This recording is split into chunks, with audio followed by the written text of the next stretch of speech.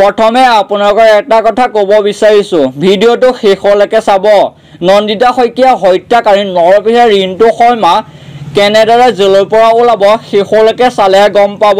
সৌখিনিনে ধেমাজি জিলাৰ মৰিধৰ কলেজৰ ছাত্ৰী নন্দিতা শইকীয়া দিন দুপৰতে দায়ে হত্যা কৰা নৰপেহীয়া ৰিণ্টু শৰ্মা বৰ্তমান জেলত আছে আৰু হিমন্ত বিশ্ব শৰ্মাৰ নেতৃত্বাধীন কেবিনেটেও হত্যাকাৰী ৰিণ্টু শৰ্মাক ইতিমধ্যে ফাৰ্ষ্ট আদালতৰ শাস্তি প্ৰদান কৰিবলৈ সিদ্ধান্ত লৈছে। যদিহে নৰপেহীয়া ৰিণ্টু শৰ্মাক যাৱজ্জীৱন কাৰাদণ্ড দিয়া হয় তেতিয়াহ'লে এদিন নহয় এদিন আইনৰ সুৰুঙা লৈ পুনৰ ৰিণ্টু শৰ্মা মুকলি আকাশৰ তলত ওলাই অহাটো নিশ্চিত।